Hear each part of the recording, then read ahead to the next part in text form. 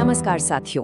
आज की इस बेहद खास और अर्जेंट विश्लेषण में हम राजस्थान पीएम श्री स्कूल भर्ती अभियान के नए दिशा निर्देशों को पूरी तरह से डिकोड करने वाले हैं। ये 2026 की वो भर्ती है जिसकी डेडलाइन लिटरली हमारे सिर पर आ चुकी है। और ध्यान रहे, ये कोई आम रूटीन भर्ती बिल्कुल नहीं है, बल्कि एजुकेशन सेक्टर का एक गेम चेंजर मौका है। समय बहुत कम है, तो चलिए बिना एक भी सेकंड बर्बाद किए सीधे मुद्दे पर आते हैं। आगे बढ़ने से पहले जल्दी से देख लेते हैं कि आज हम किन टॉपिक्स को कवर करने वाले हैं। हम बात करेंगे इस शानदार अवसर के बारे में, खाली पदों की डिटेल, अप्लाई करने की एलिजिबिलिटी, कौन अयोग्य है, पोस्टिंग के क्या रूल्स होंगे और सबसे ज़रूरी एप्लीकेशन की तारीखें और निर्देश। तो चलिए शुरू करते हैं हमारे पहले भाग से। पीएम श्री 2026 एक अवसर, इसे माध्यमिक शिक्षा विभाग बीकानेर ने जारी किया है। अब सबसे पहली बात जो एकदम क्लियर कर लेनी चाहिए, ये मौका सबके लिए नहीं है। जी हाँ, ये एक्सक्लूसिव भर्ती सिर्फ और सिर्फ उन टीचर्स और स्टाफ मेंबर्स के लिए रिजर्व्ड है जो इस वक्त राजस्थान के सरकारी स्कूलों में नियमित यानी रेगुलर कर्मचारी के तौर पर काम कर रहे हैं। तो इसका सीधा सा मतलब ये हुआ कि ये कोई फ्रेशर जॉब नहीं है, बल्कि अनुभवी शिक्षकों के करियर में एक बहुत बड़ी छलांग लगाने का मौका है। आइए अब भाग 2 की तरफ बढ़ते हैं। रिक्त पदों का विवरण देखते हैं कि इस 2026 की भर्ती का स्केल आखिर कितना बड़ा है। अगर हम इन नंबरों पर एक नज़र डालें तो पता चलता है कि कुछ खास रोल्स की डिमांड बहुत ज़्यादा है। ज़रा सोचिए, सिर्फ लेक्चरर्स यानी व्याख्याताओं के लिए ही 1788 पद खाली हैं। ये नंबर सच में बहुत बड़ा है। इसके ठीक बाद वरिष्ठ अध्यापकों के लिए 1053 वैकेंसियां हैं और उप प्राचार्यों के लिए 267 पद मौजूद हैं। ये सिर्फ आंकड़े नहीं हैं, ये बताते हैं कि इन पीएम श्री स्कूलों को कितने सारे अनुभवी और काबिल लीडर्स की जरूरत है। और बात सिर्फ यहीं खत्म नहीं होती। स्कूलों को सही दिशा देने के लिए 99 प्राचार्यों यानी प्रिंसिपल्स की भी सख्त जरूरत है। इसके साथ ही लेवल 2 के 255 और लेवल 1 के 243 शिक्षकों के पद भी शामिल हैं। और एक स्कूल सिर्फ टीचर्स से तो नहीं चलता, राइट? इसीलिए लाइब्रेरियन, कंप्यूटर अनुदेशक और लैब असिस्टेंट जैसे अहम पदों को भी इस भर्ती में पूरी तरह से शामिल किया गया है। मतलब पूरा का पूरा स्कूल इकोसिस्टम ही नया तैयार हो रहा है। अब आते हैं हमारे तीसरे और बहुत ही क्रिटिकल भाग पर। आखिर इसके लिए आवेदन कर कौन सकता है? आइए समझते हैं जरूरी पात्रता मानदंड। तो क्राइटेरिया बहुत ही सख्त रखा गया है। पहली शर्त, 10वीं, 12वीं और ग्रेजुएशन जैसी परीक्षाओं में कम से कम 60% अंक होने ही चाहिए।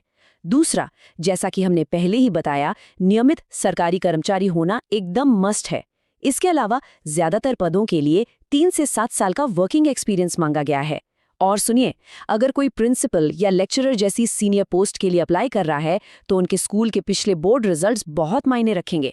मतलब पास्ट ट्रैक रिकॉर्ड एकदम शानदार होना चाहिए। आखिर में ये भी ध्यान रखना होगा कि टीएसपी और नॉन टीएसपी क्षेत्रों के लिए नियम थोड़े अलग अलग हैं। चलिए अब भाग 4 पर नजर डालते हैं। अयोग्यता और महत्वपूर्ण शर्तें। ये वो सख्त बैरियर्स हैं जिन्हें जानना बेहद जरूरी है। देखिए, जितनी जरूरी योग्यताएं हैं उतनी ही जरूरी ये शर्तें भी हैं जो किसी भी एप्लीकेशन को तुरंत रिजेक्ट करवा सकती हैं। इस कंपैरिजन को ध्यान से समझिए। अगर कोई नियमित कर्मचारी है और 60% मार्क्स है तो वो वैलिड है।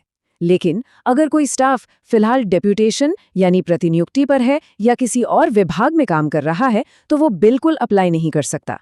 जिनके खिलाफ कोई भी विभागीय जांच चल रही है या जो दोषी पाए गए हैं, उनके लिए भी दरवाजे हमेशा के लिए बंद हैं। और एक और अहम बात, अगर किसी ने हाल ही में पीएम श्री या किसी दूसरे विशेष चयन में पोस्टिंग ले ली है तो वो भी इस रेस से पूरी तरह बाहर माने जाएंगे। आगे बढ़ते हैं भाग 5 की ओर। पदस्थापन के नियम, यानी अगर चयन हो जाता है तो उसके बाद एग्जैक्टली क्या होगा। जो भी उम्मीदवार इस मुश्किल सिलेक्शन प्रोसेस को पार कर लेंगे उन्हें स्टैंडर्ड रूप से 3 साल के कार्यकाल के लिए नियुक्त किया जाएगा। अब जो चीज़ इसे एक बेहतरीन अपॉर्चुनिटी बनाती है वो ये है कि परफॉर्मेंस और स्कूल की ज़रूरत के हिसाब से इस कार्यकाल को 2 साल और बढ़ाया भी जा सकता है। इसके साथ ही एक बात और क्लियर कर दी गई है कि पोस्टिंग मूल पोस्ट और विषय के बिल्कुल अलाइनमेंट में होगी। उदाहरण के तौर पर अगर कोई विज्ञान का वरिष्ठ अध्यापक है तो उसे विज्ञान ही पढ़ाने को मिलेगा। इसका सीधा सा लॉजिक ये है कि जिसकी जो एक्सपर्टीज है उसका 100% सही और सटीक इस्तेमाल हो सके। अब हम आते हैं सबसे महत्वपूर्ण भाग 6 पर, आवेदन की तिथियां और निर्देश। ये लिटरली एक अर्जेंट काउंटडाउन है।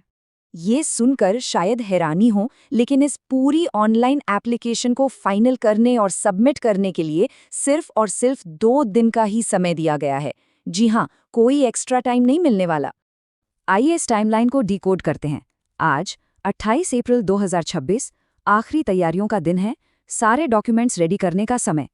कल 29 अप्रैल को ऑफिशियल एप्लीकेशन विंडो खुल जाएगी और ध्यान रहे 30 अप्रैल 2026 की आधी रात को ये विंडो पूरी तरह से हमेशा के लिए बंद हो जाएगी। समय लिटरली रेत की तरह हाथों से फिसल रहा है, इसलिए एक एक मिनट कीमती है। तो इस लिमिटेड टाइम में सक्सेसफुली अप्लाई करने के लिए इन स्टेप्स को फॉलो करना मस्ट है। स्टेप 1, तुरंत शाला दर्पण पोर्टल पर लॉगिन करें। स्टेप 2, अपनी डिस्ट्रिक्ट चॉइस भरना बिल्कुल मत भूलिएगा, वरना फॉर्म वहीं रिजेक्ट हो जाएगा। स्टेप 3, स्कूल के विकल्प बहुत ही सोच समझकर चुनें।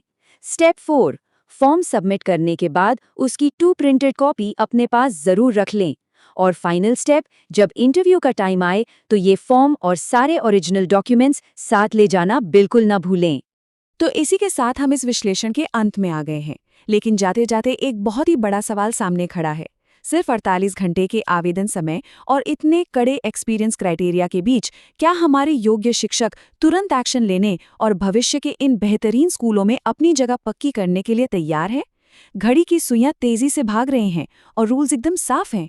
अगर योग्यताएं पूरी होती हैं तो बिना एक पल की भी देरी किए अपना एप्लीकेशन प्रोसेस अभी शुरू कर दें। शुभकामनाएं।